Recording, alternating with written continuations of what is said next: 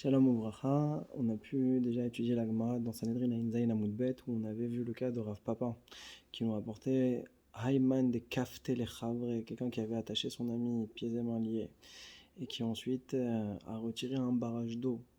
La Gemara avait dit que c'est comme s'il lui avait lancé une flèche et qu'il était Chayav Mita pour ce meurtre-là qu'il a pu commettre. Même si c'est l'eau qui est venue et qui a créé la noyade et qu'il ne l'a pas réellement tué Béadaïm, c'était son corps. Sur la Gemara, elle dit, mais attention, Hanem, dans quel cas on parle? Seulement si c'est un corps Rishon. Par contre, si c'est corps Sheni, là il est Patour, Midin, Grama, Benezikin, Patour. Rashi a expliqué qu'est-ce que ça veut dire corps Rishon. Ça veut dire que quand il a ouvert le barrage d'eau, l'eau immédiatement est venue se poser sur lui et entraîner la noyade. Si par contre la personne qui était attachée a été positionnée éloignée, alors déjà là ça s'appelle que c'est un corps chéni. D'accord, comme ça Rashi avait expliqué. Sur ça on a pu aujourd'hui étudier le Yad Rama qui va venir et a priori poser certaines shélotes et contester l'explication de Rashi. Puisque ici, déjà en amont, il demande dans le cas du corps Rishon, pourquoi tu m'appelles qu'il est Chayav quand il a retiré le barrage d'eau? A priori, on devrait dire que non, qu'il n'est pas tour, que c'est juste un djinn de Grama, parce que c'est pas sa force à lui. Qui c'est qui a donné de l'impulsion à l'eau pour pouvoir arriver et le noyer? C'est la pression de l'eau. Et donc ça, a priori, c'est pas sa force à lui. Sur ça, on répond que non. On dit l'otik shelecha, ne viens pas dire que c'est pas son corps ici. Réellement, c'est oui, sa force à lui. Pourquoi? Parce que c'est comme des flèches.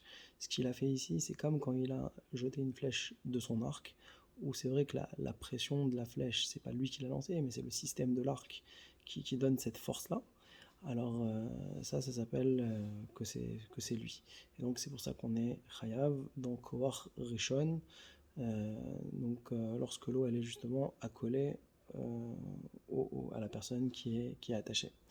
Dans un deuxième temps, le Yadrama va expliquer également la notion de Kohar Sheni. Comment comprendre ce que c'est que Kohar Sheni?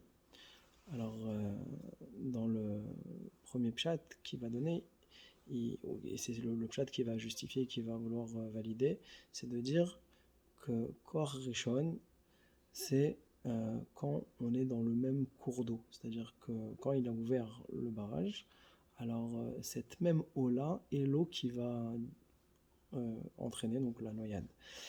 Et par contre, ce qui va définir comme étant Kohar Sheni, c'est si l'eau qui va être ouverte donc par ce barrage-là va avoir des tachanot, va avoir des stations d'arrêt.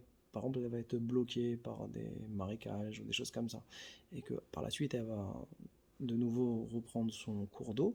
Alors ça sera ce qu'on appellera Kohar Sheni, dans lequel on sera pas tour. Le Yadrama va valider davantage ce pshat-là, plutôt que celui qu'avait donné donc Rashi.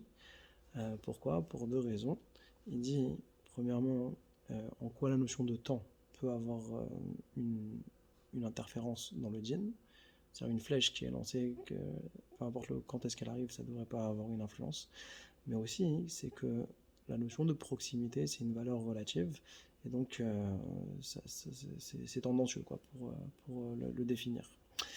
Voilà. On a pu étudier aussi aujourd'hui Hachem le Chazonish, qui lui est venu parler donc, directement dans l'Ilchot Shabbat, et il vient nous donner le chidouche que Koach Rishon, quelqu'un qui va par exemple casser des kelim qui sont remplis d'eau et qui va aller en direction d'un feu et qui va éteindre, ça dit il n'y a même pas de sheila, c'est sûr qu'on est dans le chiyuv Torah, c'est chayav. Maintenant, il vient être mechadesh que même Kohar Sheni dans l'Ilchot Shabbat, c'est aussi chayav. Il dit, il semblerait que Efchar de dire que c'est chayav. Ah, mais pourtant, on voit que les gabé shrita, par rapport à faire une shrita, ou bien pour le cas du meurtre, comme on a vu dans la Gemara dans Sanhedrin. Alors là, on dit que Kohar Sheni, c'est pas tour, d'accord? C'est qu'un digne de Grama. Pareil pour la shrita, c'est pas une bonne shrita si elle est faite Kohar Sheni. Donc on voit qu'a priori, ça s'appelle pas le Kohar Adam, c'est pas la force de l'homme. Dans Shabbat, c'est différent. Il prend pour preuve le cas de la Metsuda, du piège qui a pu être posé. Et on voit que même si l'animal va être attrapé plusieurs heures après, c'est qu'un digne de Kohar Sheni, et pourtant on est quand même Chayav. Et donc la conséquence halachique, une qui donne par exemple Khazanish, c'est de dire que, imaginons qu'il y avait un arrosoir qui envoyait déjà de l'eau, mais il y avait une mechitza qui empêchait l'eau d'aller atteindre le jardin, même si on n'a fait qu'enlever la méritza, alors on serait chayav.